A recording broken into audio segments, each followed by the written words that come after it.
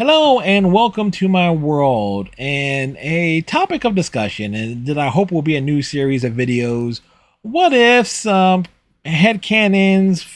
fanships, whatever the case may be. And I'm diving this straight into the deep end here. We're talking about Mighty Morphin Power Rangers, in particular the character of Trini Kwan, the original Yellow Ranger. Obviously, they were played by Twee Trang in the first season and a half before she, Austin St. John, and Walter Jones left the show over that famous pay dispute because the original actors were paid a little more than the square zero of Jack. The character of Trini Kwan, obviously, portrayed as being a female character, but I've often wondered, particularly these days, in the era of gender identity, was the character of Trini Kwan in Mighty Morphin Power Rangers solely female? And I'm asking that question because if I go by what I actually see in the show, when you watch the first season in particular, which was heavily using footage from the Super Sentai series Zyuranger, it's like, wait a second, no, Trini is not solely female. It's like it's virtually impossible for Trini to be just a female character because you have footage in the show that shows otherwise. If anything, and this is the cool part here, and as I think about it, this becomes really, really cool. The character of Trini, the original Yellow Ranger, is transgender, gender binary, or gender fluid. No matter what terminology of those terms, of those three specific gender identities that you want to use, you apply any one of those three to the character of Trini based on what you actually see. It just, whoa. It just opens up so many doors, opens up so many questions, and it just makes you wonder. It makes me wonder of the exciting different possibilities, and for me, explains a lot of character interactions, a hell of a lot more. Again, when you're realizing because one has to remember the Sentai footage, the Yellow Ranger in the Sentai footage, is a male character, and because of the very poor editing techniques that were used to adapt that footage to make Power Rangers, well, guess what? That footage kind of establishes there's more to Trini than meets the eyes, or rather, everything about Trini certainly meets the eyes because of what you actually see. So with Trini being again transgender, gender binary, or gender fluid, it establishes a couple of things of just how accepting and progressive the world of Power Rangers is, because no one bats an eye. Obviously, it's a kids show from the 1993, but no one bats an eye. You can take the exact same episode, shot the exact same way, using the exact same choreography and everything from the source material and everything, make that here in 2023, and intentionally making the character of Trini trans and being open about it. No one batting an eye about it. No one asking about it. Granted, the end of that first episode has everyone coming down from the high of their being the first time they morph and engaging in battle, riding the Zords and all that stuff.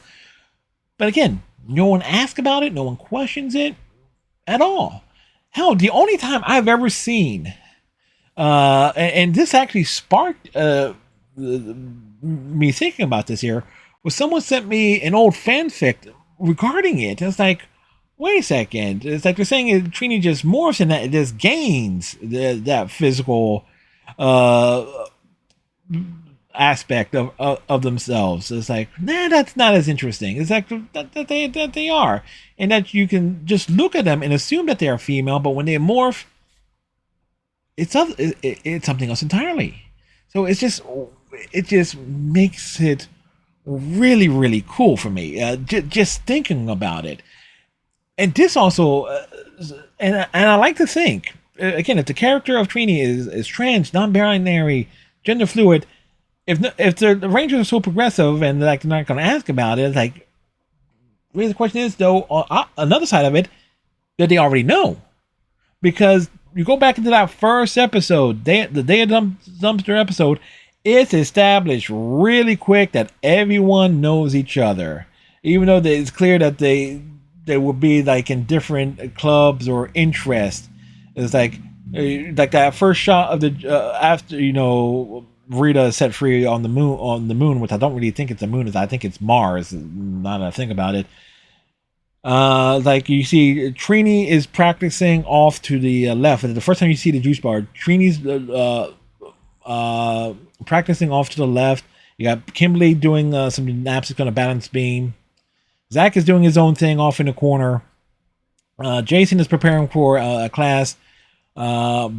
Billy walks in to take part in Jason's class. All right.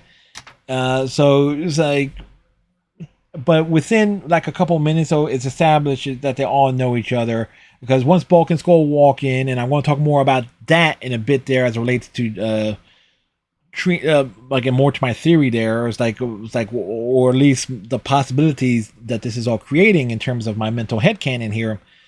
It's like you have all these characters know each other. It's like, okay, when Bulk and Skull are asking about a double date with Kimberly and Trini, Zach comes in to like defend their honor, which they don't really need because the girls can, they can do it for themselves. It's like, just step out of the way for the slapstick bit.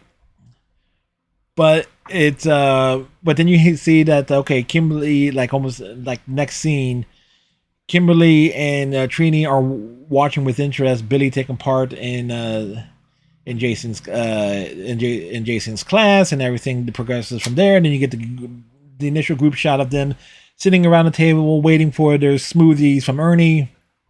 So established that basically what I'm saying here, it's established that they're already a very close group of friends at the very beginning of the show. All right. So getting back to like, so let's say that they all knew about Trini. Question is, who else would know? And this is where it gets even more interesting for me. Bulk and Skull. Again, I say they come in and part of my rant to establish like the Rangers knowing each other for a fairly long period of time, or that they're close enough friends. Bulk and Skull come in and they're asking about a double date. So let's say Bulk and Skull knows. So that means either Bulk or Skull, and more likely it's going to be Bulk in this case, has interest in Trini. And let's say he knows that she's trans, non-binary, gender fluid, gender non-conforming, what have you. It's like, that's pretty damn cool in its own right. And the reason why I'm saying it's Bulk and not Skull, because you got Skull kind of, like taking multiple shots at trying to ask Kimberly out over the course of the season. Bulk kind of like stays in his lane the rest of the way for the most part there. But it's just real interesting and makes things so, it just opens up so many doors, at least as far as I'm concerned, regarding Trini's character. And I know at some point somebody might throw into the comment section here, it's like, oh well, Once and Always says she has a daughter. Okay. Did at any point in Once and Always say that the character of the Min was not adopted? Did it ever established on or even indicated on who may be the proverbial father? Do we know that Trini is Min's natural mother? Do we know that, as depicted in the footage in the episode of Once and Always? And to my knowledge and recollection, the answer to that is no. So the door is certainly open. It's actually, far as I'm concerned, it's definitely open to a very large degree. There, it's open to interpretation, as it were.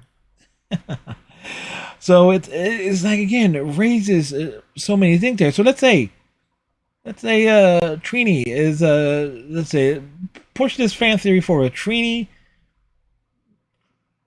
gender fluid, transgendered male to female, as I, but let's say they are okay. They, you know, found someone to be their significant other. Let's say that they were like a female, and okay, so you have okay, there could be men's origins there, or Trini having a male partner and they adopting men at a very young age works that way too.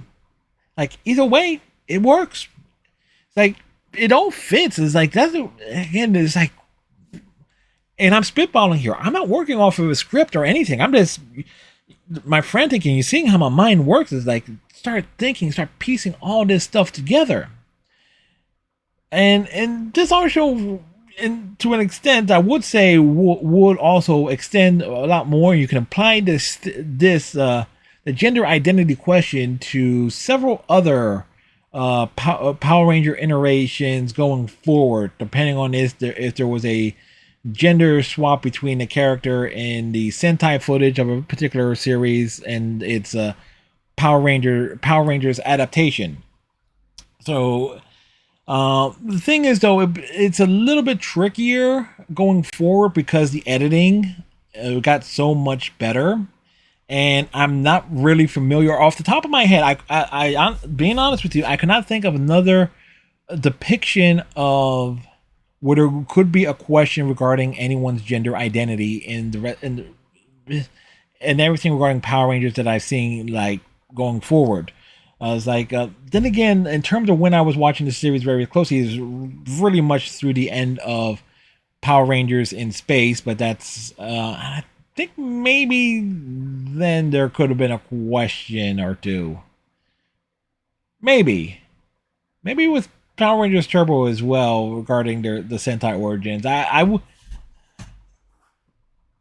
And, and potentially Zeo. Zeo, there might be a question regarding Tanya.